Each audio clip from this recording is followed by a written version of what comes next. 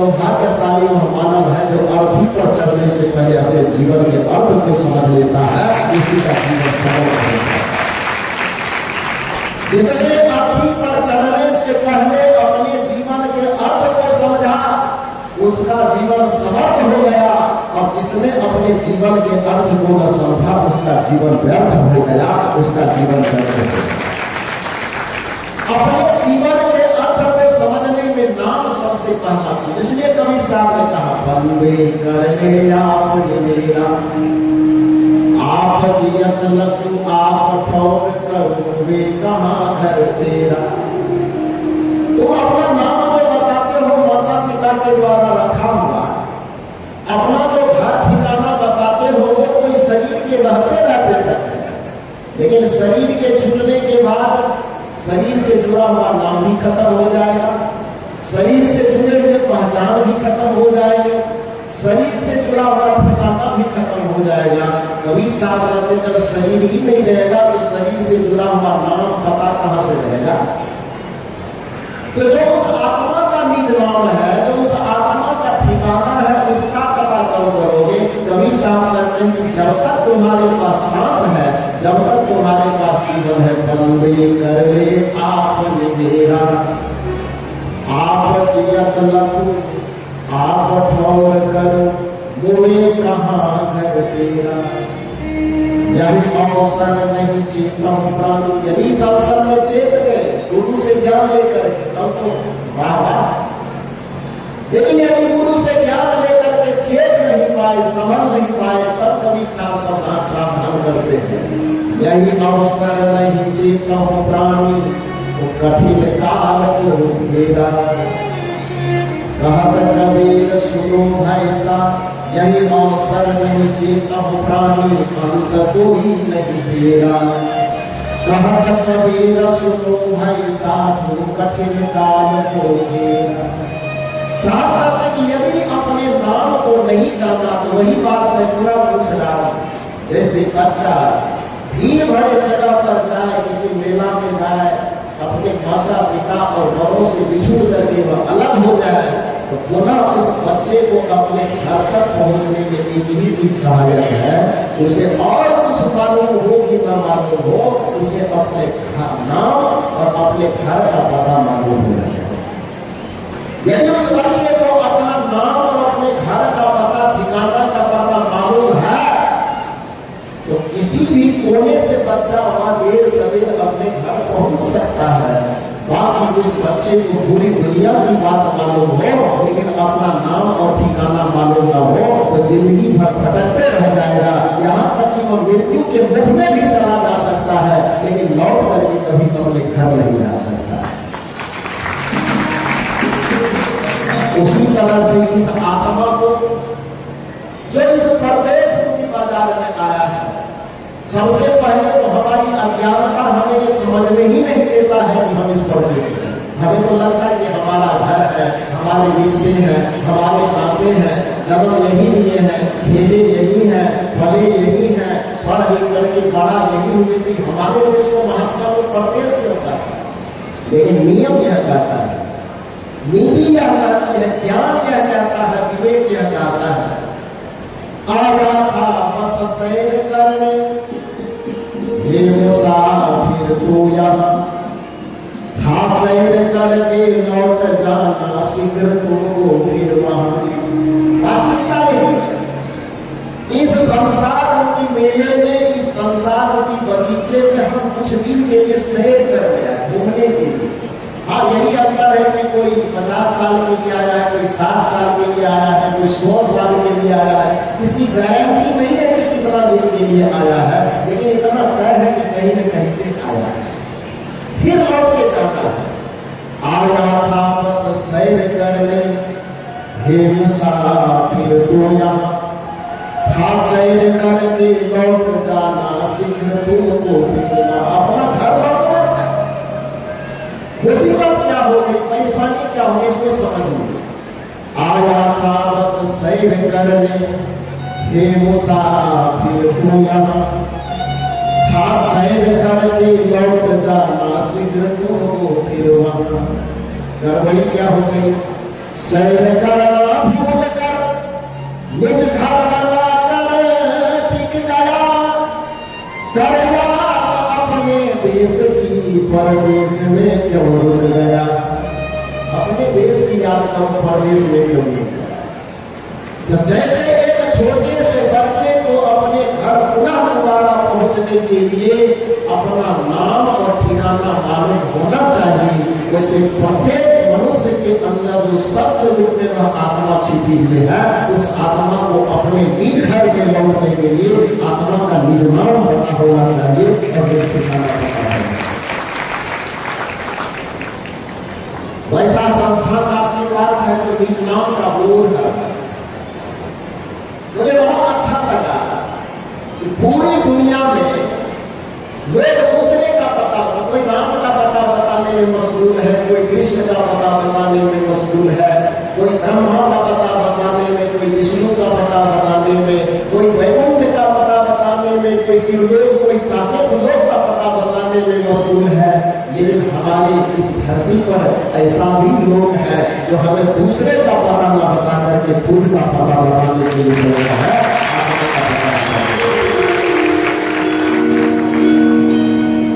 दूसरे की कथा को सुनते सुनते आपके जीवन के कथा का अंत नहीं होगा।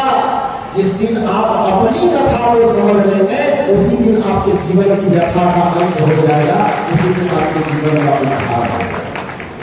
हाँ, दूसरे की कथा हमारे लिए कुछ प्रेरक हो सकता है। जब संसार में कोई भी महापुरुष हो, उनके जीवन की घटनाओं से हम कुछ प्रेरणा लेकर के अपने जीवन को सुव्यवस्थित कर सकते हैं। उनको देख करके हम ये सीख सकते हैं कि हमें क्या करना चाहिए, क्या नहीं करना चाहिए। लेकिन मूलतः अपने जीवन के दुखों का अंत करने के लिए हमें अपने आत्म तत्व का बोध करना होगा। और उसमें जो सबसे सुंदर यहाँ पर मुझे लगा, मुझे जब मैं सामने आया तो सामने ही पूरे आश्रम का भ्रमण करवा दिया गया, क्योंकि कल भीड़ होगी, साथ में आप घूम नहीं पाए, तो आज ये घूम लीजिए, घुमा भी दिया। और आज जब आप लोग जो गुरु जी के बोध स्थल है वहां पर मैं गया, फिर जो जन्मस्थान है वहां पर भी जाने का सौभाग्य मिला, और जो ये तपस्या स्थली जहाँ है यहाँ पर तो मैं हूँ ही कल से। तीनों जगह जो मैंने देखा, इतना सुंदर चीज देखा कि प्रतीक के रूप में, बोध दिवस के बोध दाता के रूप के प्रतीक के रूप में दर्पण को रखा। और यह प्रतीक इतना अच्छा है, क्योंकि सीधी सी बात है, प्रत्येक आदमी के पास अपना रूप है ना।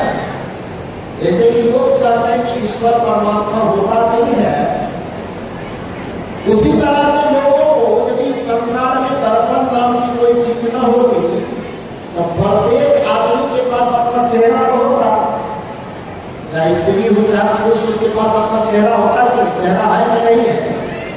इसमें जितने लोग बैठे हैं सबके पास अपना अपना चेहरा है कि नहीं। कोई ऐसा भी व्यक्ति है जिसके पास चेहरा नहीं है, ऐसा व्यक्ति कोई हो पता देना पड़ेगा। लेकिन मुझे जहां तक मालूम है सबके पास अपना अपना चेहरा है, अपना अपना रूप है ना। एक कल्पना करो कि सबके पास अपना अपना रूप होता, किंतु इस धरती पर दर्पण नाम की, आईना नाम की कोई चीज न होती, तो अपना चेहरा अपने पास रहने के बावजूद भी कोई देख पाता क्या? कोई देख पाता? चेहरा होता सबके पास, लेकिन दर्पण या ऐनक सामने में न होती तो कोई अपना रूप देख पाता। जैसे अपने रूप को देखने के लिए सामने में दर्पण का होना आवश्यक है, उसी तरह से अपने स्वरूप को देखने के लिए भी सामने में एक दर्पण का होना आवश्यक है, जो दर्पण जरूर। और सदगुरु कबीर साहब ने कहा है कि वह ऐना क्या है? जिस आईने में अपने स्वरूप को हम देखेंगे, उस आत्मज्ञान को समझ पाएंगे, उस सत्य नाम को समझ पाएंगे, वह है क्या, वह दर्पण क्या है। कबीर साहब ने कहा है, संत पुरुष की आरसी संतों की देह, लखा जो चाहे अलग हो, तो इनमें लख साथी कभी सुने कि नहीं सुने हैं? इस साथी को क्या कहा है सदगुरु कबीर साहब? संत पुरुष की आरसी। आरसी का मतलब समझते हैं? आरसी का मतलब समझते हैं? अरे जिसको आईना दर्पण कहते हैं उसी को कबीर साहब आरसी कहते हैं। आरसी का मतलब दर्पण होता है। हनुमान चालीसा में सुने होंगे मुकुर, सुने हैं ना? श्री गुरु चरण सरोज रज निज मन मुकुर सुधार वरनौ रघुवर विमल जसु जोगाय कुफल चार बुद्धिहीन तनु जानिके सुमिरौ पवन कुमार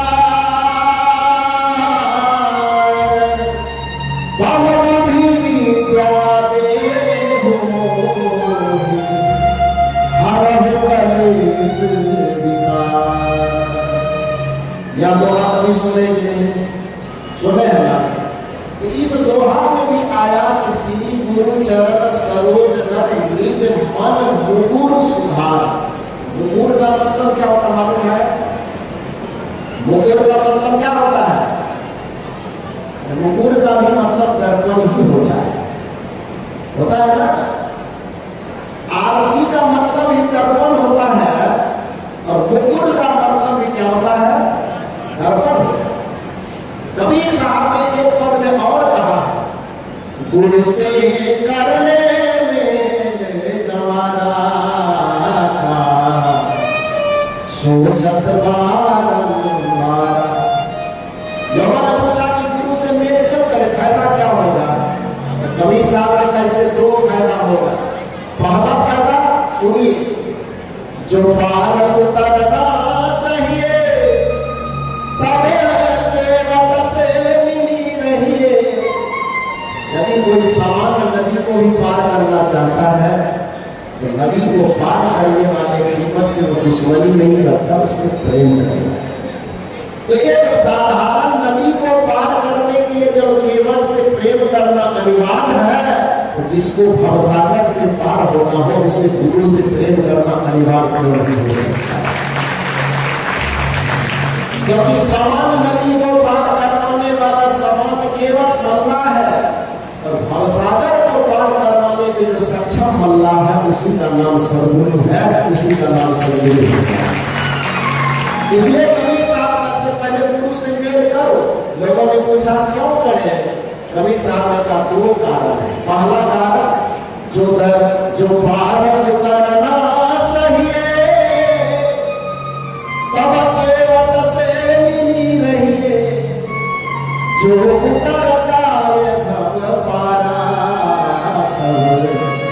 छोटे यह संसार। यदि गुरु के सहारे से नदी भवसागर पार हो गए तो एक ही बार में आवागमन का चक्र छूट जाएगा, जन्म मरण के बंधन से मुक्त हो जाओगे और अपने धाम में जाकर के विश्राम करोगे। फिर बार बार जन्मने और मरने के चक्कर में नहीं फंसना। तो किसी गुरु से वेद प्राप्त करने का पहला कारण तो यह है।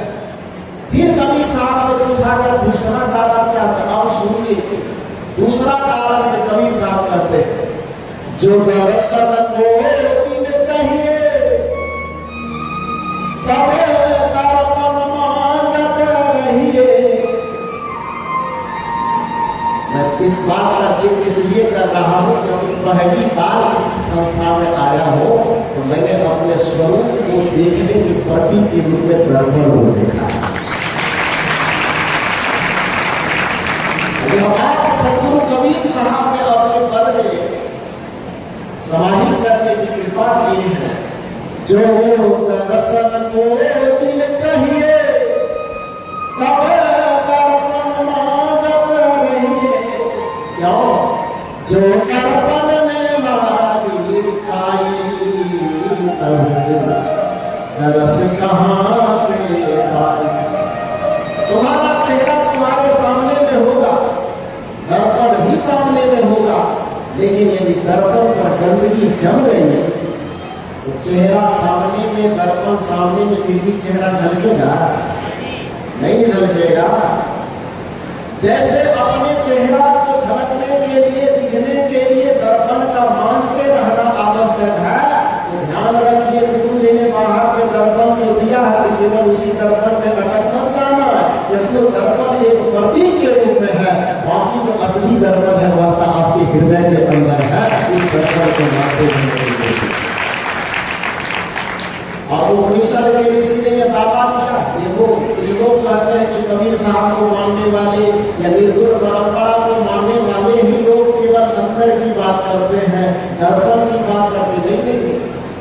वेद शास्त्र उपनिषदों में भी इस बात का प्रमाण है। उपनिषद के ऋषि कहते हैं अंतः शरीर ज्योतिर्मयो शुभ्रो, कि तुम्हारे शरीर के अंदर, तुम्हारे हृदय में ज्योति स्वरूप परमात्मा बैठा हुआ है। अंतर शरीर के अंदर ज्योतिर्मय प्रकाश स्वरूप, ज्ञान स्वरूप वह परमात्मा बैठा हुआ है। सवाल हुआ कि जब हमारे अंदर ही बैठा हुआ है तो हमको दिखाई क्यों नहीं देता? तो उपनिषद के ऋषि कहते दिखाई देगा, लेकिन कब? अंतर शरीर ज्योतिर्मयो विशुद्धो यम पश्यन्ति यज्ञ।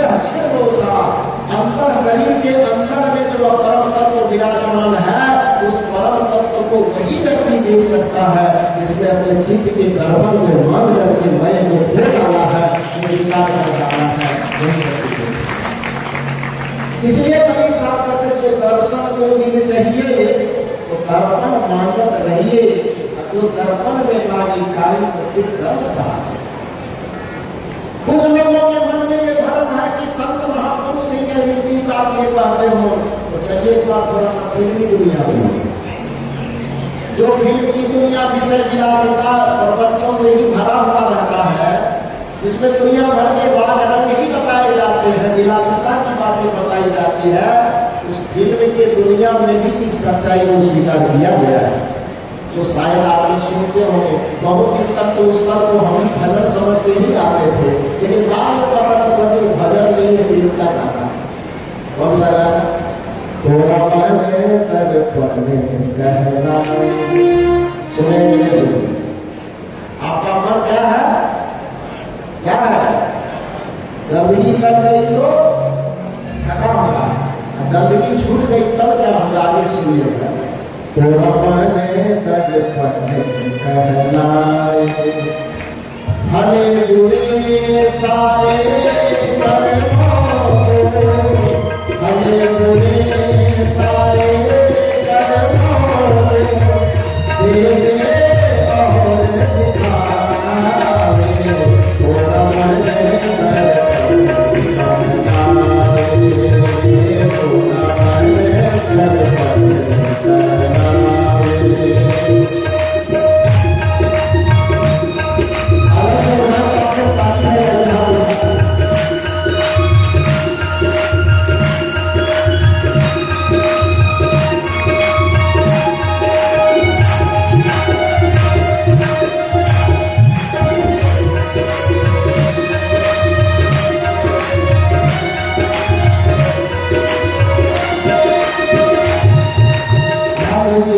यदि मन लगेगा तो क्या होगा?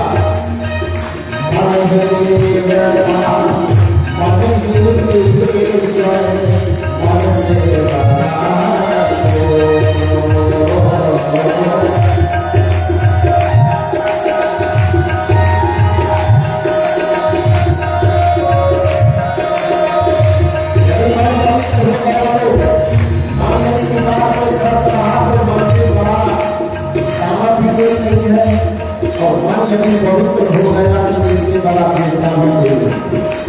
मन यदि पवित्र हो गया तो इससे बड़ा मित्र भी कोई नहीं है, और मन यदि पूरा पाप से भरा रहता तो इससे बड़ा दुश्मन भी कोई नहीं है। मन ही देवता मन ही ईश्वर मन से बड़ा मन उजियारा जब जब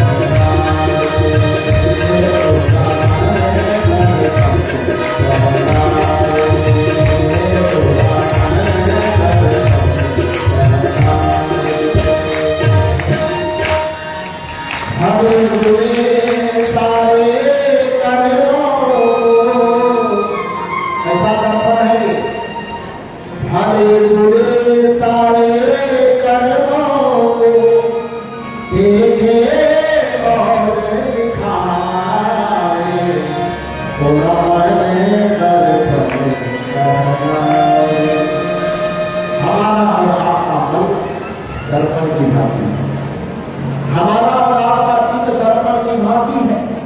जिसने मन और चित्त के दर्पण को धो लिया,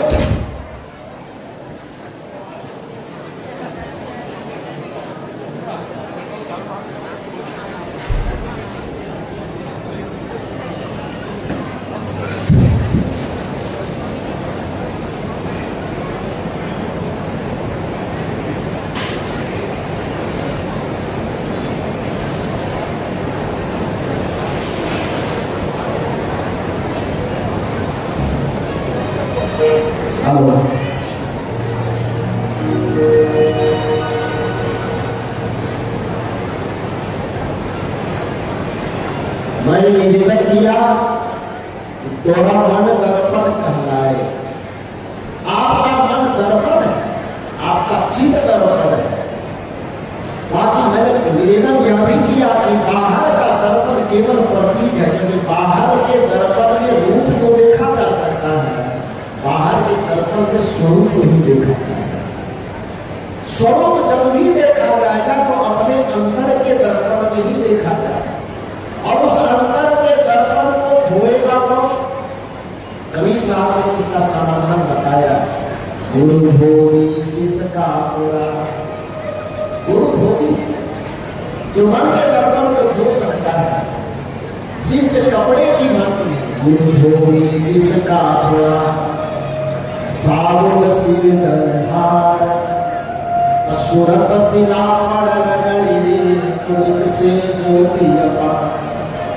पहले तो आपका मन गंदा नहीं होना चाहिए, लेकिन किसी कारण से गंदा हो गया तो जैसे अपने गंदे कपड़े को धोने के लिए आप सर्फ और साबुन का प्रयोग करते हैं और कपड़ा आपका साफ हो जाता है, उसी तरह से पहले तो आपका मन कभी गंदा होना नहीं चाहिए, चित्त कभी गंदा होना नहीं चाहिए। और यदि कदाचित हो गया है तो सदगुरु भगवान के शरण में आइए और वह आपके चित्त के दाग को धोएगा।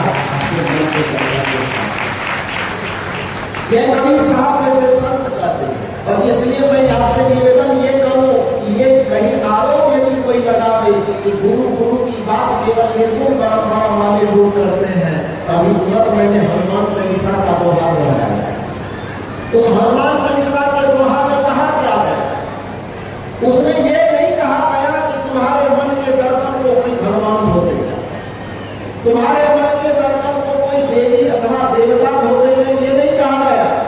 बल्कि सदगुरु परंपरा के उस दोहा में भी हनुमान जी के नाम से रचे गए उस दोहा में भी, हनुमान चालीसा के उस दोहा में भी संकेत यही दिया गया है कि भगवान वगैरह की भक्ति बाद में कर लेना, लेकिन पहले अपने मन के मुकुर को धुलाने के लिए श्री गुरु चरण सरोज रज।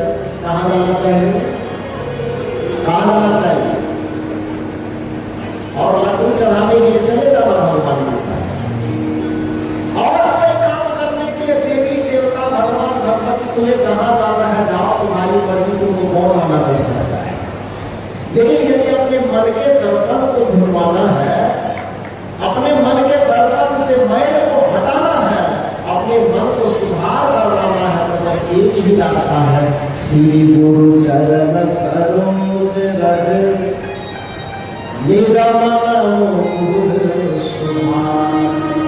अपने मन के मुकुर का सुधार यदि करवाना चाहते, मुकुर मैंने पहले बताया, मुकुर मैंने दर्पण, अपने मन के मुकुर का सुधार करवाना चाहते तो रास्ता एक ही है, श्री गुरु चरण सरोज रज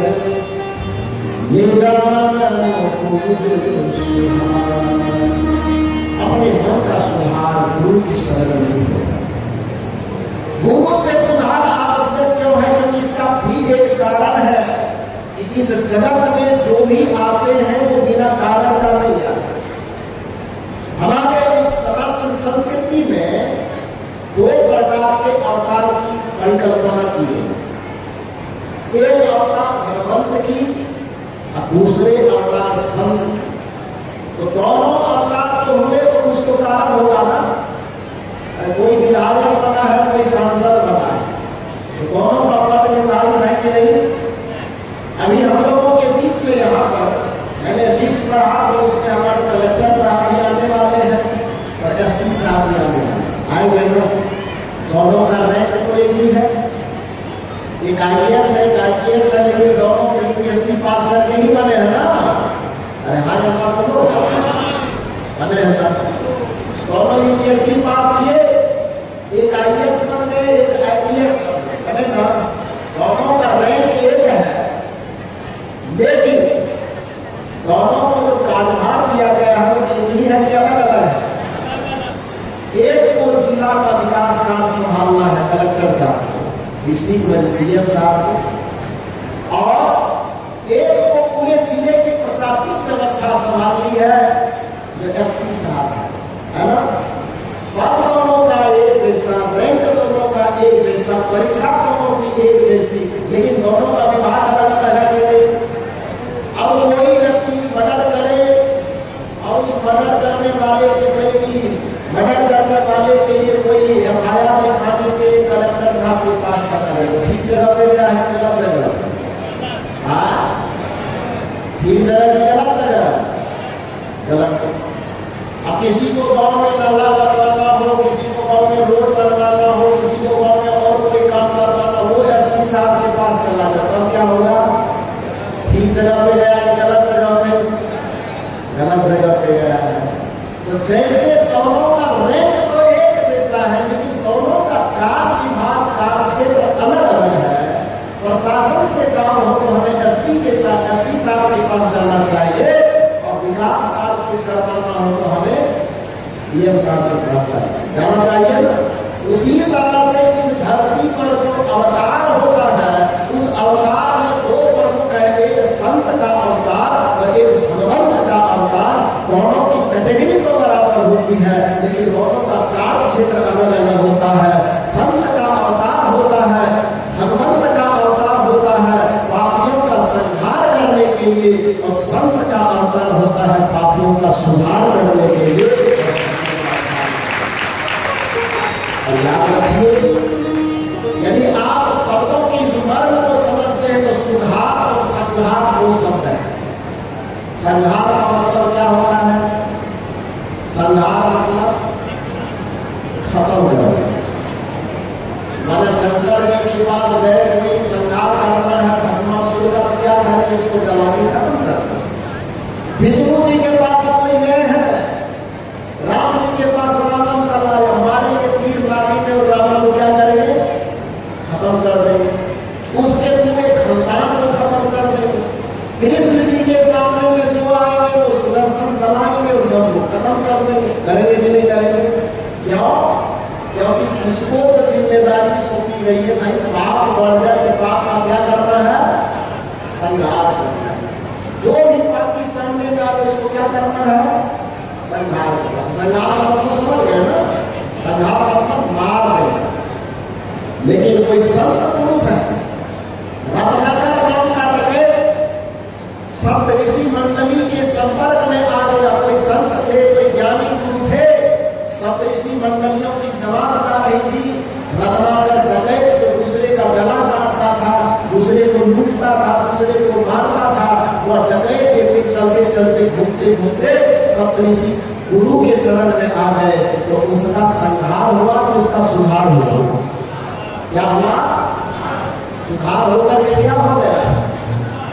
सुधार होकर के भी वो वाल्मीकि बने ना।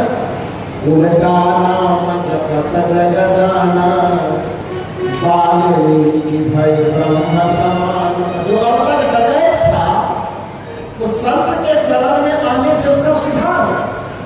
यही काम तो इस संस्थान के द्वारा किया जाता है। बलि प्रथा में सुधार करवाई जाती है, नशा और दुर्व्यसन में सुधार करवाया जाता है। कोई चोरी में डूबा हो, कोई बेईमानी में डूबा हो, कोई व्यभिचार में डूबा हो, कोई बलात्कार में डूबा हो, कोई भ्रष्टाचार में डूबा हो, कोई दुराचार कदाचार में डूबा हो, तो अपने संपर्क में ला करके ज्ञान की ज्योति जला करके उसके जीवन का सुधार किया जाता है। और जहाँ पर सुधार किया जाता है, असल में वहीं पर उद्धार किया जाता है, वहीं पर फसाना सीखा।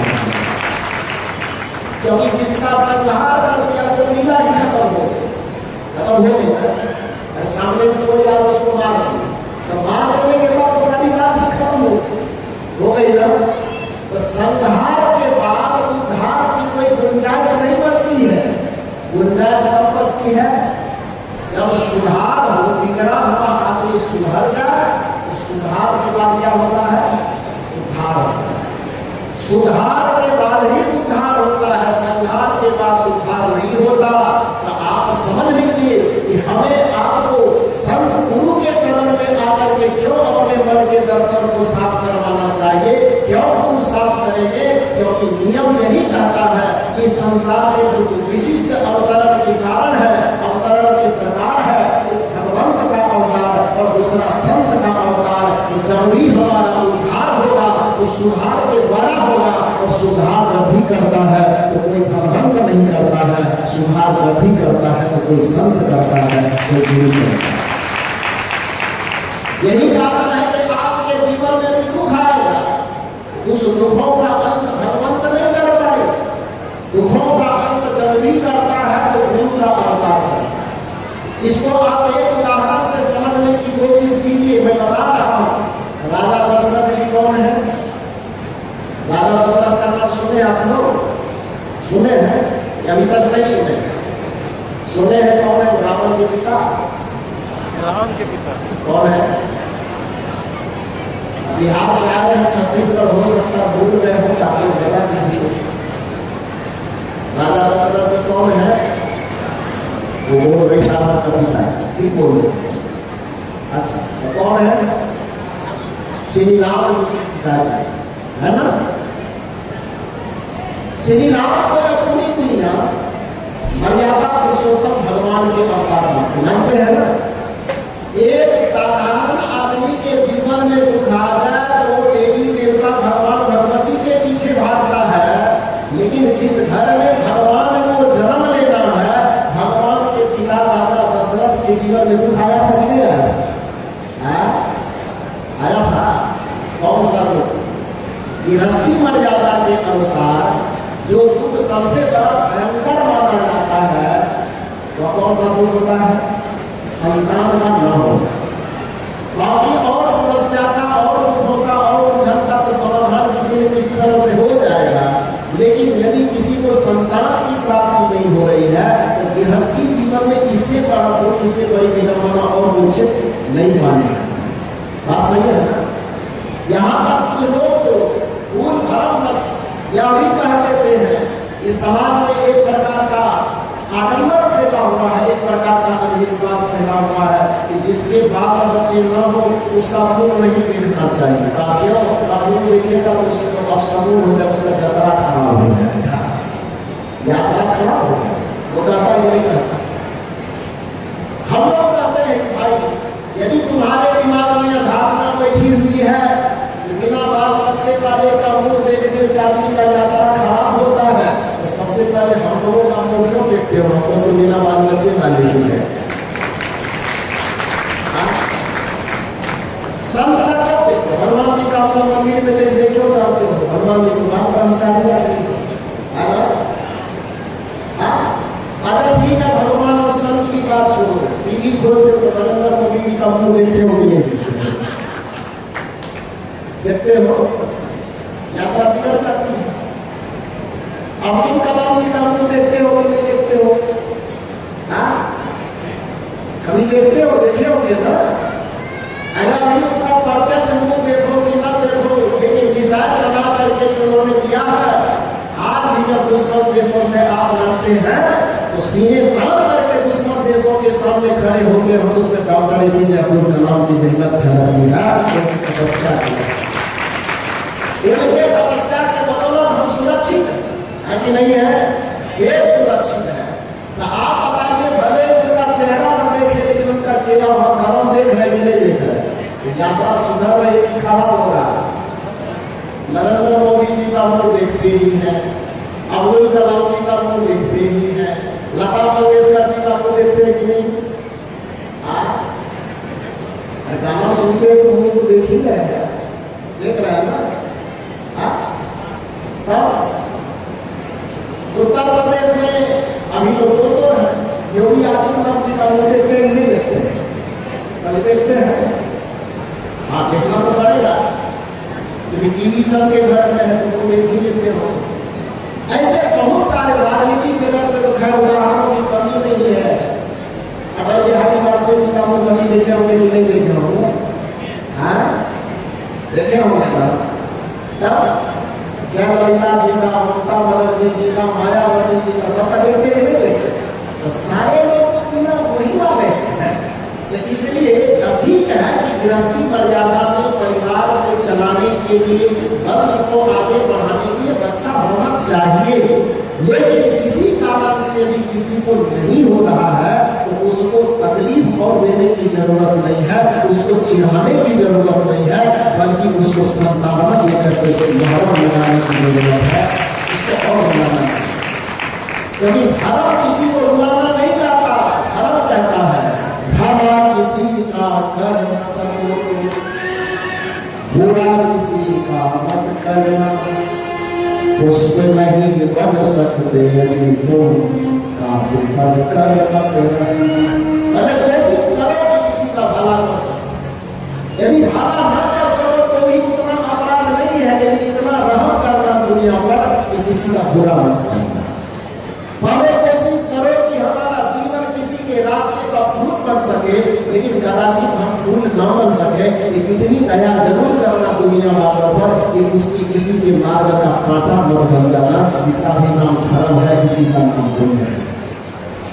तो यदि आप अपने वजह से किसी के चेहरे पर मुस्कुराहट नहीं ला सकते हैं तो कम से कम इतना जरूर कीजिए कि किसी की निंदा, किसी की शिकायत, किसी को प्रताड़ित करके उसके आंखों में आंसू लाने की कोशिश मत कीजिए। इसका भी नाम धर्म है, इसका भी नाम पुण्य है। तो ये जो एक धार्मिक क्राइटेरिया है कि किसी को बाल बच्चा नहीं हो रहा, उसका मुंह देखो तो झगड़ा, कोई झगड़ा पकड़ा खड़ा है। आप कोशिश करो डॉक्टर से, वैद्य से, हकीम से किसी तरह से उसका इलाज हो, उसको संतान की प्राप्ति हो, ये अच्छी बात है, कोशिश करनी चाहिए, लेकिन बेवजह की बात बोल बोल करके उसे प्रताड़ित नहीं करना चाहिए। ये बात समझना है। तो राजा दशरथ जी के घर में संतान की प्राप्ति नहीं है। राजा दशरथ जी के लिए सुख की बात है कि दुख की बात है? थोड़ा जोर से बोलो, सुख की बात की दुख की बात? इधर वाले बोलो ना आप लोग जोर से। छत्तीसगढ़ में आप लोगों का वॉइस कमजोर है क्या? ऑपरेटर से जाके ठीक करवा लीजिएगा आप लोग। हाँ, ये बात समझिए कि मैं पहली बार आप मुझे देख रहे हैं तो छत्तीसगढ़ के लिए नया हूँ।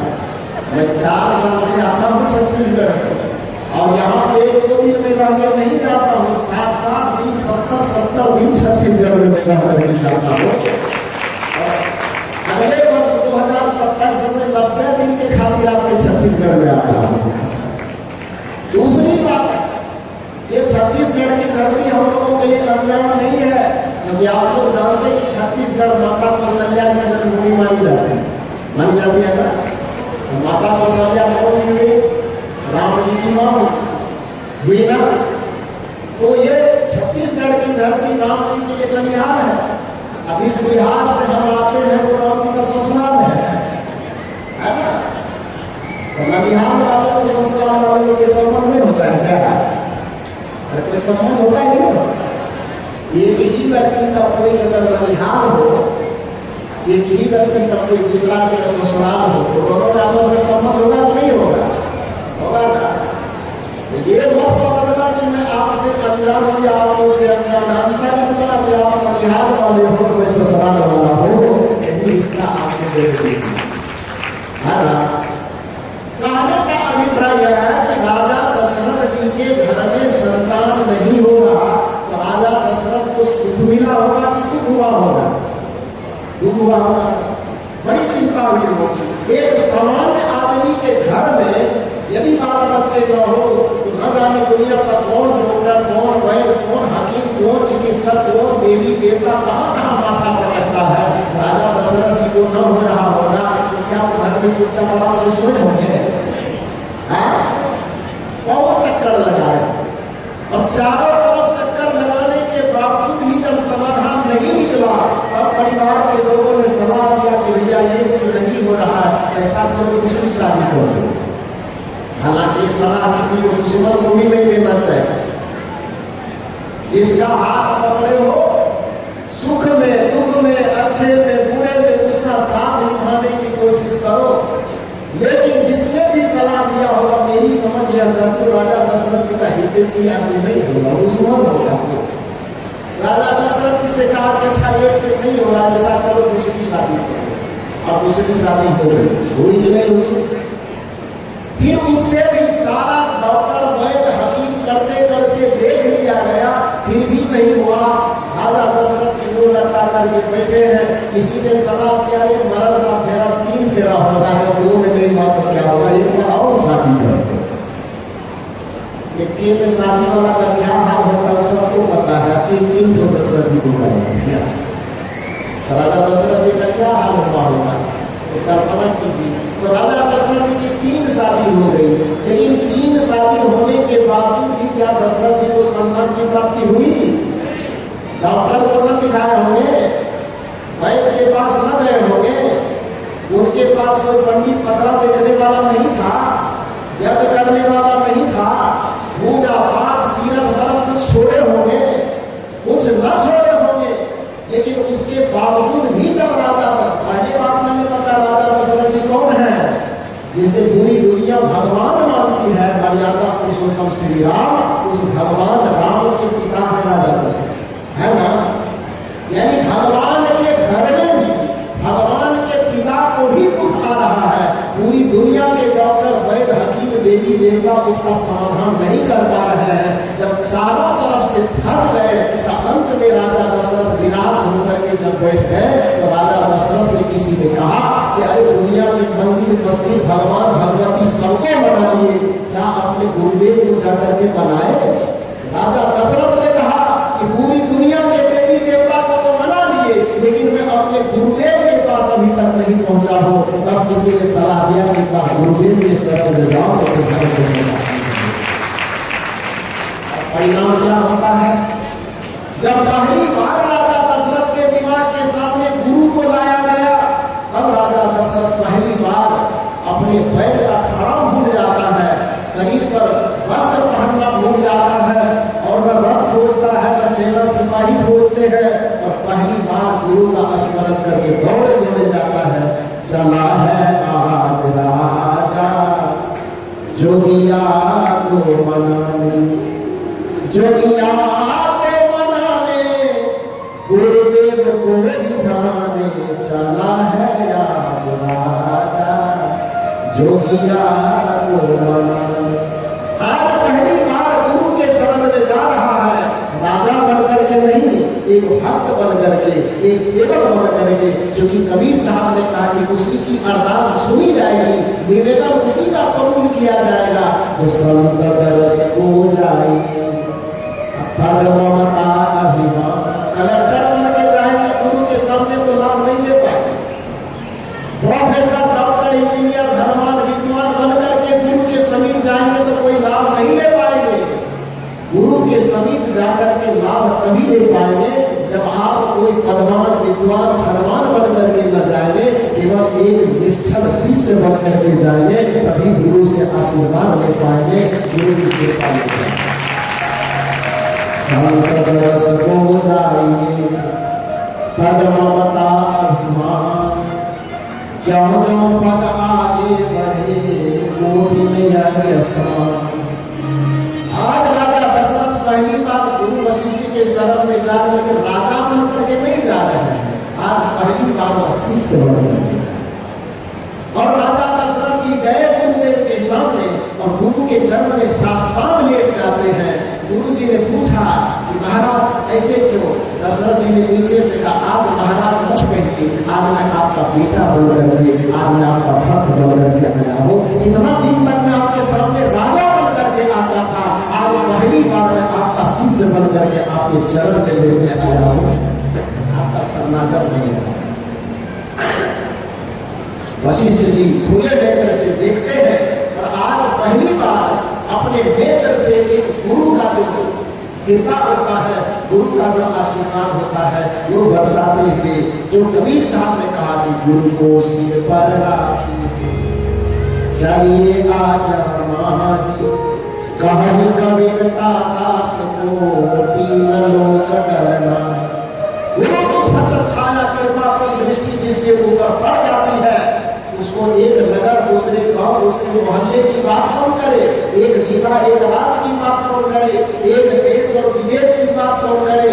धरती के किसी भी कोने में चला जाएगा, ब्रह्मांड के किसी कोने में भी चला जाएगा, लेकिन जिसके ऊपर गुरु की छत्र छाया होगी, काल भी उसका बाल बाका नहीं कर सकता है। ये गुरु की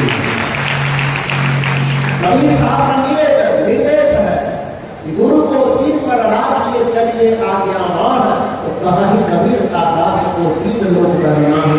इसी भाव के अनुरूप आज राजा दशरथ के ऊपर पहली बार वशिष्ठ जी की कृपा दृष्टि बरस रही है, और वशिष्ठ जी ने कहा कि यदि राजा बन करके आते तो शायद मैं ये आशीर्वाद नहीं दे पाता, लेकिन आज एक भक्त बन करके आए हैं राजा दशरथ जी, तो चलो मैं आपको आशीर्वाद देता हूँ कि आपके जीवन का जो भी दुख है, आज से आपके दुखों का अंत शुरू हो जाएगा और आपका कल्याण। फिर गुरु के द्वारा रास्ता मिलता है, उस रास्ता और उस युक्ति से चल करके राजा दशरथ के घर में संतान आया कि नहीं आया? बड़ा जोर से बोलो, हाँ या ना? आया कि नहीं आया? इधर वाले लोग नहीं बोले, हमसे दुश्मनी है क्या? हाँ, तो फिर बिहार वाला आवाज हमको सुनाई कहाँ देगा? बार बार की आप एहसास मत करवाओ कि आप छत्तीसगढ़ का, इसलिए थोड़ा आवाज तेज करो, बताओ बढ़िया से। राजा दशरथ के घर में दुखों का अंत हुआ कि नहीं हुआ? किसके द्वारा? भगवान के द्वारा कि संत के द्वारा? भगवंत के द्वारा कि गुरु के द्वारा? गुरु के द्वारा। इसलिए जब भगवान के घर में भी विपत्ति आती है, तो भगवान के घरों की विपत्ति का अंत कौन करता है? भगवान की गुरु। हम जानते हैं कि जब हमारे ऊपर कोई विपत्ति आती है तो देवी देवता का सुमरन करते हैं, लेकिन आप यह बताइए कि 33 कोटि देवता को यदि कोई दुख आती है, किसके पास भागता है? किसके पास? देवताओं के गुरु का नाम मालूम है हम लोगों को? इधर वाले लोगों ने आप लोग पूछा तो कीजिए, देवताओं के गुरु का नाम क्या है? महर्षि बृहस्पति। अब दानवों के गुरु का नाम क्या है? शुक्राचार्य, है ना? तो जब आपके हमारे ऊपर कोई परेशानी आती है तो देवी माई को पठा बच लेते हैं 80 बलिदान करने के लिए, लेकिन ये संत कहते हैं कि वो कोई बलिदान नहीं करना। पशु का बलिदान मत करो, तुम्हारे अंदर जो अवगुणों का पशुता बैठा हुआ है, उस पशुता का बलिदान करो, पशु की जिंदा रखो। तुम्हारे अंदर यदि व्यभिचार की पशुता बन रही है, तुम्हारे अंदर दुराचार की पशुता बन रही है, तुम्हारे अंदर भ्रष्टाचार की पशुता बन रही है, तुम्हारे अंदर किसी के शोषण दमन और उत्पीड़न की पशुता बन रही है, यदि बलिदान देना भी है तो अपने अंदर की पशुता का बलिदान करो। पशु को बलिदान करने की आवश्यकता नहीं है, क्योंकि पशु के बलिदान करने से दूसरे का खून बहता है।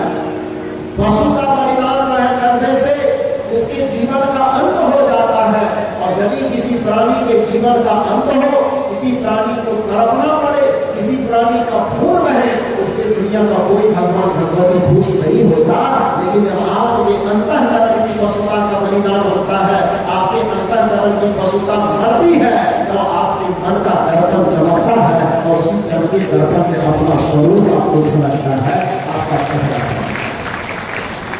इसलिए संत और गुरु के शरण में आकर के अपने हृदय में जो मन रूपी दर्पण है, चित्त रूपी दर्पण है, उसको मांझिए, उसको रगड़िए, और बड़ा सुंदर संस्थान में आप बैठे हैं। क्योंकि यहाँ पर मैंने जिन जिन चीज को देखा, वह देखा जो एक सकारात्मक प्रतीक हो सकता है सत्य को समझने का, अपने निज नाम को समझने का, वही सत्य सार यहाँ पर समझाने की कोशिश की। हाँ, ये बात तो सच है कि सहारा तो कुछ न कुछ लेना पड़ेगा, तो प्रतीकात्मक रूप में सहारा भी जो लिया गया है वह इतना बेहतरीन लिया गया है कि इस संस्थान के संस्थापक हमारे परम पूज्य श्री कवटी साहब जी को बहुत बहुत साधुवाद। इसलिए इस बात करने को पहले कहा कि उनके मौन में, उनकी सरलता में, उनके सादगी में वो ध्वनि है जो लोग कभी नहीं खोलते लेकिन पूरी दुनिया को सुनाई देती है। भगवान बुद्ध ने कहा, ध्यान दीजिए मेरी बात, भगवान बुद्ध का कथन है कि फूल की सुगंधी से भी आचरण की सुगंधी, कर्म की सुगंधी ज्यादा ताकतवर होती है। पूछा गया क्यों? भगवान बुद्ध ने कहा इसीलिए क्योंकि फूल के सुगंधी को हवा केवल उसी दिशा में ले जा सकती है जिधर से हवा चल रही है, उसके विपरीत हो जाए। मान लो कि पूरब से हवा चल रही है तो फूल का सुगंध किधर जाएगी? पश्चिम जाएगी। पश्चिम से हवा चल रही है तो फूल का सुगंध किधर जाएगा? पूरब। उत्तर से पहले तो दक्षिण, दक्षिण से चल रही तो उत्तर। यानी जिस दिशा से हवा चल रही है उसके विपरीत एक दिशा में केवल फूलों की सुगंधी जाएगी, लेकिन गुणों और आचरण में वो सुगंधी है, साधना में वो सुगंधी है, तपस्या में वो सुगंधी है कि हवा के विपरीत दिशा में फैल करके पूरी दुनिया को आनंदित कर सकती है। यह आचरण की ताकत, साधना की ताकत। उस बोध दिवस आया, चूंकि बोध दिवस है, आप लोग भी उस बीज नाम के बोध को प्राप्त कीजिए और ध्यान रखिए कि जब भी किसी का कल्याण होगा इस धरती पर, चाहे आज तक हुआ है, आगे भी होगा, वह किसी और नाम से नहीं होगा, वह सत्य बीज नाम से ही किसी का कल्याण होगा। इसलिए सदगुरु कबीर साहब ने जब अपने सिद्धांत का नारा दिया तो उसमें सत्नाम को प्रमुखता हुई।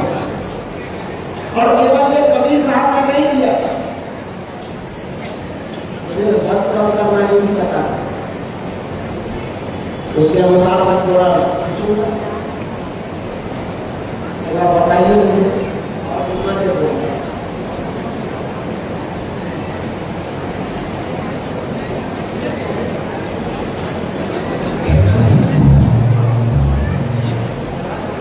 बैठ जाइए, हादसा नहीं करे, आप लोग थोड़ी देर बढ़िया से बैठिए।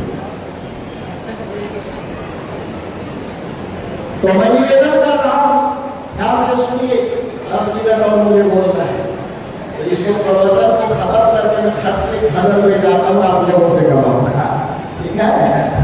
तो सुनो बढ़िया से। तो कहने का मतलब यह है कि कबीर साहब से पूछा गया कि आप ये सत्य नाम की बात क्यों करते हैं? कबीर साहब ने कहा, चूंकि मुझे पूरी दुनिया को प्रेम के बंधन में बांधना है, चूंकि पूरी दुनिया में आपसी वैर को, विरोध को हमें मिटाना है, पूरे दुनिया में समता और मानवता की स्थापना हमें करना है। लोगों ने कहा कि सतनाम की धुनी रवाने से, सतनाम गाने से आप दुनिया में प्रेम कैसे ला पाए, आप दुनिया में मानवता कैसे स्थापित कर पाएंगे? तो कबीर साहब ने कहा, यदि मैं पूरी दुनिया को यह समझाऊं कि भगवान का नाम राम है तो फिर दूसरा वाला क्यों नहीं बुलाएगा? यदि मैं कहूं कि भगवान का नाम शिव है तो दूसरा आदमी को बुलाएगा। यदि मैं कहूं भगवान का नाम अल्लाह है तो दूसरा वाला आदमी को बुलाएगा। यदि कहूं कि मैं भगवान का नाम और 33 कोटि में से और कोई है तो जो उसको नहीं मानता वो बुलाएगा। तो कबीर साहब ने पूरी दुनिया के कौम को, जितने धर्म संप्रदाय वाले लोग हैं, सबको बुलाया। सबने कहा कि आपका भगवान कौन है? किसी ने कहा मेरा भगवान राम है, किसी ने कहा मेरा भगवान कृष्ण है, किसी ने कहा मेरा भगवान दुर्गा है, किसी ने कहा मेरा भगवान काली है, किसी ने कहा मेरा भगवान और कोई है। अलग अलग तरीके से सब आदमी बताया। कबीर साहब का देखा इसी जगह पर 25 आदमी को बुलाए और सब अपने अपने भगवान का नाम अलग अलग बता रहा है। और अलग अलग यदि मत रहेगा, अलग अलग यदि मान्यता रहेगी, अलग अलग विचारधारा रहेगा तो आपस में प्रेम आ पाएगा? आएगा? नहीं आएगा। कबीर साहब ने कहा मैं इसमें एक सूत्र देता हूँ और उन्होंने कहा एक बात बताओ, तुम्हारा भगवान कौन है? कहा मेरा भगवान राम है। कहा ठीक है, यह बताओ कि राम सत्य है कि असत्य है? क्या है? जिसने कहा कि मेरा भगवान राम है उससे कहा ठीक है तुम्हारा भगवान राम है, तो तुम क्या बताओ कि राम सत्य है कि असत्य है? क्या जवाब देगा? थोड़ा जोर से सुनिए। सत्य है। दूसरे से पूछा कि तुम्हारा भगवान कौन है? कहा शिव को मानते हैं। कहा अच्छा ठीक है सीख मत, तो तुम मानते हो, तुम मानते रहो, लेकिन ये बताओ कि सीख सत्य है कि असत्य है? तो जवाब क्या देगा? सत्य है। किसी ने कहा मैं दुर्गा जी को मानता हूँ, अच्छी बात है, तुम दुर्गा जी को मानते हो, तुम्हें तुम्हारा हुआ, लेकिन ये बताओ कि दुर्गा जी सत्य है कि असत्य है? बड़ा जोर से बोलिए, सत्य है। किसी ने कहा कि मैं अल्लाह को मानता हूँ, अच्छी बात है, अल्लाह को मानते हो मानो, लेकिन ये बताओ कि अल्लाह सत्य है कि असत्य है? उसने भी कहा सत्य है। जिसने अपने अपने भगवान का नाम अलग अलग बताया, कबीर साहब ने सबसे यही पूछा कि आप यह बताओ कि तुम जिसका भी नाम बता रहे हो वह भगवान सत्य है कि असत्य है? सबने जवाब दिया नहीं भाई, मेरा भगवान जो है वह तो सत्य है। कबीर साहब ने कहा कि सभी भगवानों का नाम अलग अलग होने से सब में आपस में मिलाप नहीं हो सकता, आपस में प्रेम नहीं हो सकता, लेकिन सबका भगवान सत्य है। इसीलिए सब भगवान को मिलाकर के एक में यदि सत्य नाम का उच्चारण करो तो समझ लो कि आपस में प्रेम आ जाएगा, आपस में बंधुता, एकता आ जाएगी, समता आ जाएगी, मानवता की स्थापना हो जाएगी। क्योंकि राम में भी वह सत्य छिपा हुआ है, कृष्ण में भी वह सत्य छिपा हुआ है, बुद्ध कबीर महावीर में भी वह सत्य छिपा हुआ है। दुनिया में जिस भी देवी शक्ति को आप मानते हैं, उस सभी शक्तियों के अंदर चेतना में जो छिपा हुआ है उसी को हम सत्य कहते हैं, और वही सत्य आत्मा का निज नाम है। इसलिए उस निज नाम को जो जान लेता है उसका उद्धार, उसका कल्याण होगा। तो इसलिए अपने उस निज नाम को जान करके अपना उद्धार, अपना कल्याण कीजिए। उसके प्रतीक के रूप में जो गुरु जी ने दर्पण दिखाया है, उस दर्पण बाहर के दर्पण में मत लग जाना, ये बात में ध्यान रखना था।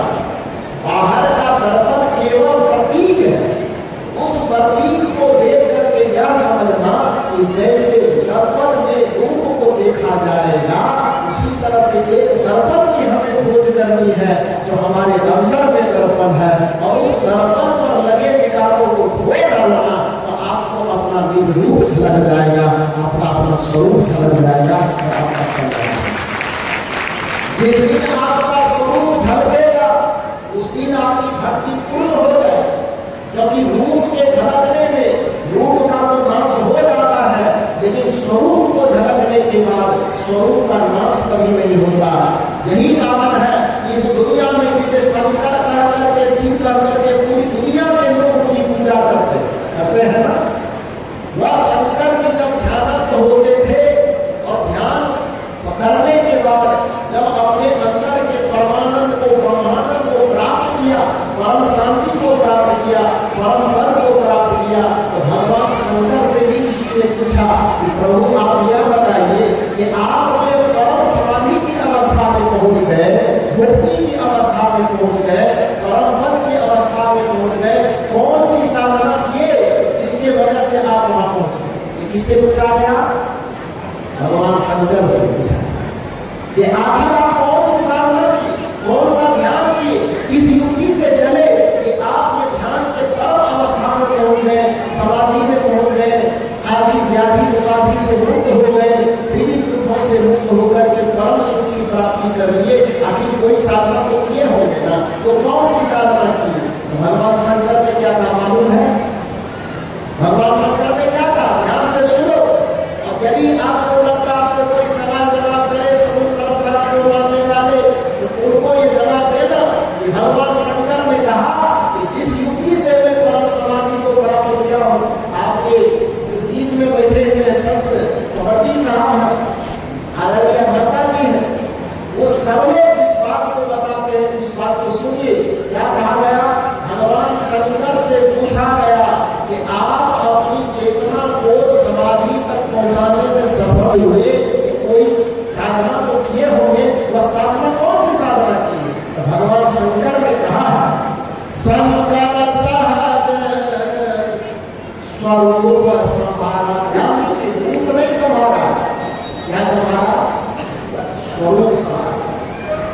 रूप समझेगा बाहर में और स्वरूप समझेगा कहाँ? बाजू से बोलो, अंदर। रूप झलकेगा बाहर के दर्पण में और स्वरूप झलकेगा अंदर के दर्पण में।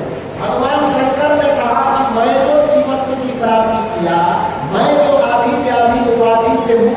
करके समाधि में प्रवेश किया, और वह समाधि साधारण नहीं, अखंड समाधि में प्रवेश किया, जिस समाधि का कभी अंत नहीं होगा, जिस सुख का कभी अंत नहीं होगा, उस समाधि में कैसे प्रवेश किया? रामचरितमानस में यह पंक्ति भगवान शंकर के मुख से कहलाया है। शंकर सहज स्वरूप समाना लागी समाधि अखंड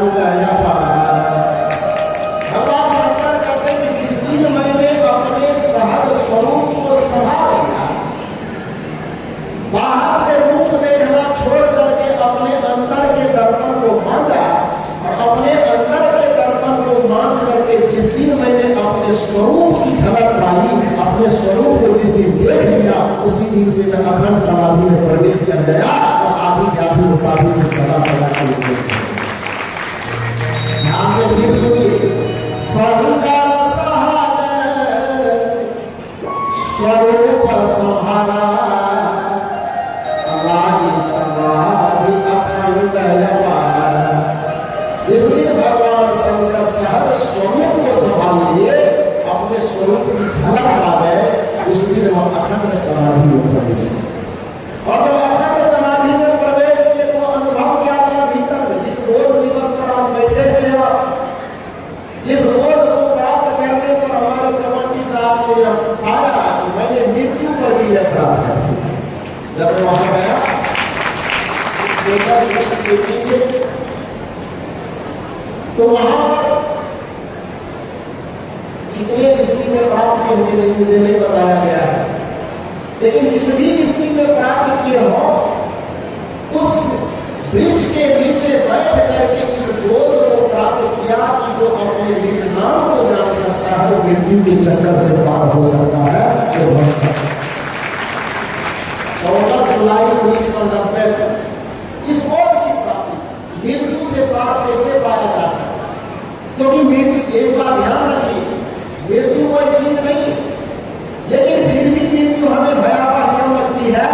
क्योंकि नीतिविद कहते हैं कि जैसे अंधकार कोई चीज नहीं होता, क्योंकि अंधकार की परिभाषा है प्रकाश की अनुपस्थिति का नाम ही अंधकार है। प्रकाश कोई चीज नहीं है, अंधकार कोई चीज नहीं है, बल्कि जहां पर प्रकाश नहीं है उसी को हम क्या कहते हैं? अंधकार। दुख कोई चीज नहीं है, लेकिन दुख दिखाई क्यों देता है? क्योंकि वहां पर सुख की अनुपस्थिति है। तो जैसे प्रकाश की अनुपस्थिति का ही दूसरा नाम अंधकार है, जैसे सुख की अनुपस्थिति का ही दूसरा नाम दुख है, उसी प्रकार से जहां पर जीवन की अनुपस्थिति है, उसी का दूसरा नाम मृत्यु है। और जो व्यक्ति निजात बोध को पहचान जाता है, अपने स्वरूपस्थ हो जाता है, तो स्वरूपस्थ होने के बाद जो पहली घटना घटती है वह यही घटना घटती है कि वह अखंड जीवन को प्राप्त कर लेता है। और जिसे अखंड जीवन की प्राप्ति हो गई वह मृत्यु के मुख से छूट जाता है। इसलिए आज के बोध दिवस को मृत्यु को जीतने के दिवस के रूप में मनाया जा रहा है। आप लोग भी उस युक्ति को जानिए और मृत्यु के पार चले। उस मृत्यु से पार होने के लिए क्या करना पड़ेगा? तो नाम का भेद लेकर, नाम की युक्ति जान करके निरंतर उसका सुमिरन चिंतन मनन करना होगा। अगर ये बात नहीं करेंगे तो क्या होगा? एक वर्षा में डूबेंगे। आगे इसी भाव पर आधारित एक बार बढ़िया से गुनगुना ले, क्योंकि आप लोगों की विचार पर मैं देख रहा हूँ और मुझे लगता है कि आपको प्रवचन सुनने का मन नहीं है। अब मन ये कर रहा है कि थोड़ा सा गुनगुना ले, इसलिए जो समय मुझे दिया गया है उस समय में कदम में संभव है, इसलिए मैं गुनगुनाता हूँ, आप लोग गुनगुनाइए। यदि अपने उस अखंड समाधि में प्रवेश करने के लिए, निज बोध को प्राप्त करने के लिए, निज नाम को प्राप्त करने के लिए क्या करना होगा? सुमिरन करना होगा।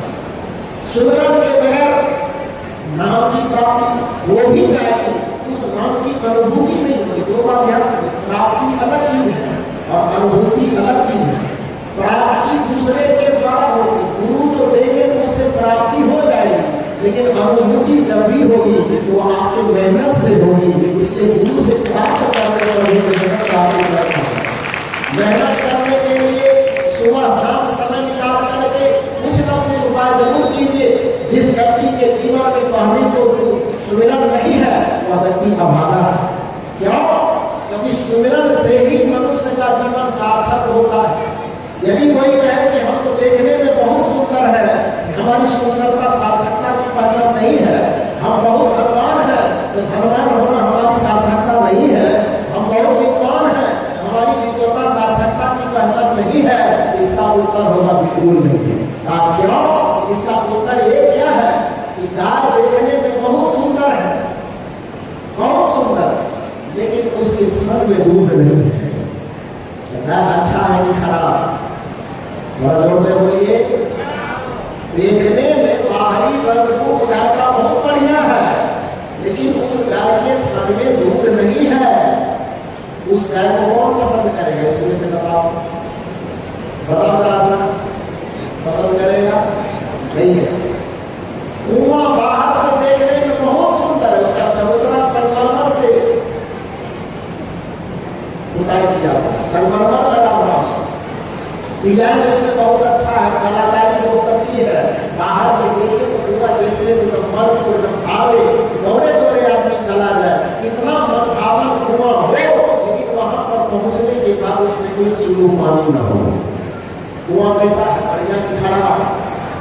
आप लोग जवाब दीजिए। ये मत समझो कि प्रवचन सुना तो कॉलेज यूनिवर्सिटी में पढ़ाने जाते किसी तरह पढ़ा रहे हैं, विद्यार्थी से सुनते रहते हैं। बताओ, तो कुआं देखने में बहुत खूबसूरत हो, लेकिन कोई प्यासा आदमी दौड़े दौड़े वहां जाए और वहां पर जाने के बाद बाहरी नक्काशी, बाहरी सजावट तो कुआं का बढ़िया दिखे, लेकिन उसके अंदर एक चुल्लू पानी न हो, तो वो कुआं बढ़िया है कि खराब है? बराबर से बोलो। आप क्या बताओ कि दिया देखने में सोना का हो, उसमें बत्ती भी बढ़िया हो, तेल के बदले में घी डाला हुआ हो, लेकिन उस बत्ती पे ज्योति न जल रही हो, तो दिया बढ़िया है कि खराब है? खराब है। पक्षी देखने में बहुत खूबसूरत हो, लेकिन उसके दोनों पंख कटे हुए हो, तब क्या होगा? बढ़िया है कि खराब है? हाथी देखने में बहुत सुंदर हो, लेकिन उसका दोनों दांत कटा हुआ हो, तो हाथी बढ़िया है कि खराब है? बड़ा जोर से बोलो। खराब। संत कहते हैं कि जैसे कुआं का शोभा उसकी चबूतरा नहीं है, उसका पानी है, जैसे दिए की शोभा उसका सोना या चांदी होना नहीं है, उसकी जलती हुई लौ है, जैसे गाय की शोभा उसका बाहरी रंग रूप नहीं, उसके अस्तर का दूध है, जैसे हाथी की शोभा उसके दांत से है, उसी प्रकार से मनुष्य देखने में बाहर से जितना भी सुंदर, धनवान और विद्वान क्यों न हो, लेकिन उसके अंदर की शोभा उसके निजनाम से है, उनके आत्मज्ञान से है, उसका आत्म। जैसे पक्षी पंख के बिना अधूरा है, जैसे कुआं पानी के बिना अधूरा है, जैसे दिया प्रकाश के बिना अधूरा है, जैसे चीनी मिठास के बगैर अधूरी है, जैसे अग्नि दाहकता के बगैर अधूरी है, उसी प्रकार से मनुष्य बाहर से जितना भी संपन्न हो जाए, लेकिन उसे अपने निज नाम का बोध प्राप्त न हो, उसका जीवन अधूरा है, उसका जीवन अधूरा है। इसलिए सदगुरु के शरण में आइए, उस नाम की प्राप्ति कीजिए, लेकिन प्राप्ति करने मात्र पे रुक मत जाना। सदगुरु से नाम की प्राप्ति करके और प्रत्येक दिन सुबह शाम अभ्यास करके एक दिन हम भी उस नाम की अनुभूति करेंगे। गुरु से हमें नाम की अनुभूति नहीं होगी, गुरु से हमें नाम की प्राप्ति होगी, और अपने ध्यान और भजन से हमें हमारे नाम की क्या होगी? अनुभूति होगी। तो गुरु से पहले हमें प्राप्त करना है, और उसके बाद प्रत्येक दिन सुमिरन चिंतन मनन करके हमें उस नाम का क्या करना है? अनुभव करना है। तो हम भी जैसे गुरु जी महान हो गए, वैसे सारा शिष्य भी महान हो जाएगा, और सारे शिष्य हमारे इसी भाव पर आधारित जो नाम का सुमिरन करे उसका तो कल्याण है, नाम का सुमिरन न करे तो बरसात में डूबेगा। आइए बढ़िया से गाइए मेरे साथ, और मस्ती से गाइए, दो भजन में गाऊंगा, अब तक में समय भी पूरा हो जाएगा, इसलिए बढ़िया से गाइए। सुमिरन बिन होता खावेगा, सुमिरन बिन होता।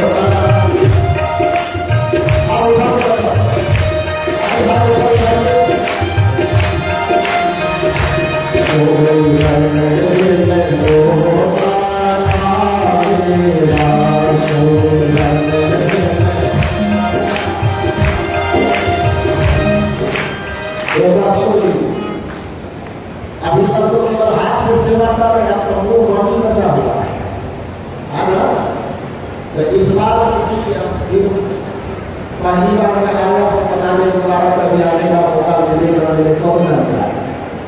आपसे हमारी भेंट होगी तब वो कौन जानता है। लेकिन इस मुलाकात को इतनी यादगार बनाइए कि दोबारा मिले न मिले, लेकिन यादों में एक दूसरे की इतने बैठ जाए कि इस दुनिया से चली भी जाए फिर भी एक दूसरे की याद बने रहे, एक दूसरे का स्मरण।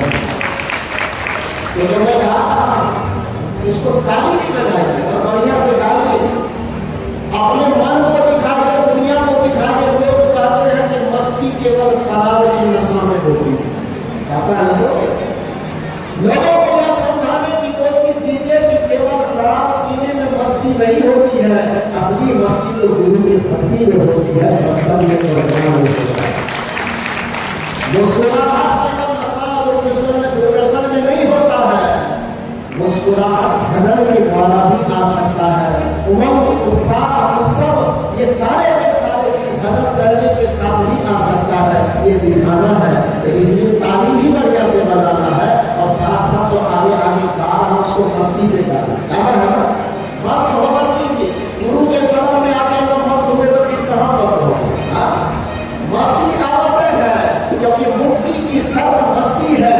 जो मस्त है वही मुक्त है, क्योंकि अच्छी तरह से जानिए कि जिसकी संसार में मस्ती जिंदा है असल में उसी की हस्ती जिंदा है, और जिसकी मस्ती जिंदा नहीं है तो धरती पर जबरदस्ती जिंदा है। इसीलिए अपने मस्ती को दिखाने के लिए थोड़ा बढ़िया से ताली उठा के बजाना है और गाना भी है। सोई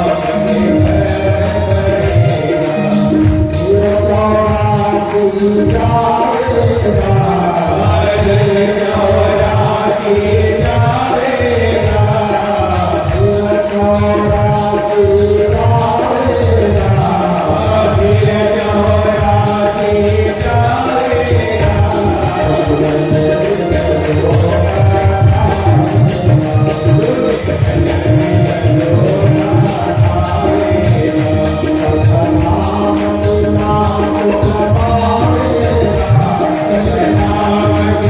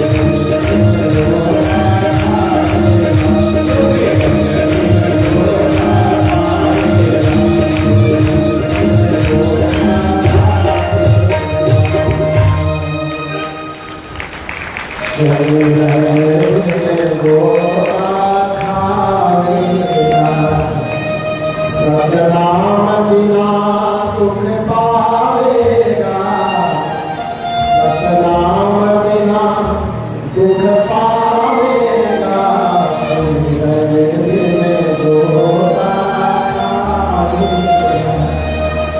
आप लोग सौभाग्यशाली हैं जिस सुमिरन के अभाव में मनुष्य भवसागर में गोता खाता है, उस सुमिरन की उस इमाम को जानने की युक्ति आप सदगुरुदेव द्वारा की है।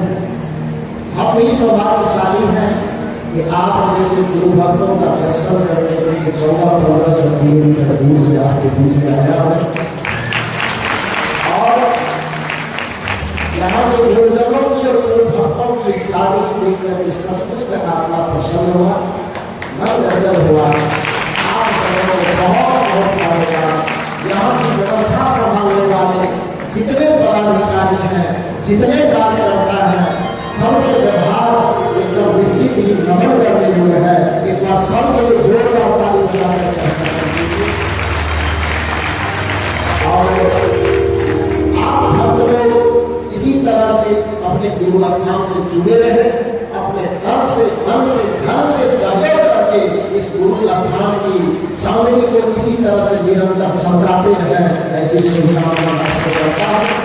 आप सब लोगों को बहुत बहुत साधुवाद देते हुए अब जो आगे का कार्यक्रम है उसके लिए माइक को इस मंच को समर्पित करते हुए, और यदि 1-2 घंटा के दरमियान में मुंह से कुछ ऐसी बात निकल गई हो जिससे आपके अंदर मन में ठेस पहुंची हो, तो अपना ही बेटा, अपना ही भाई, अपना ही मित्र सखा समझ करके माफ कर देना। आप सब लोगों को बहुत बहुत सारा देते हैं। मैं अपनी भाई को लेकर बुला देता हूँ। बोलिए सद्गुरु भगवान की जय।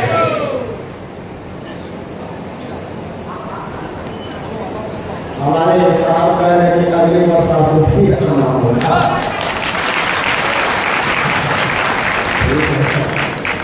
आप लोग का दबाव कितना रहे?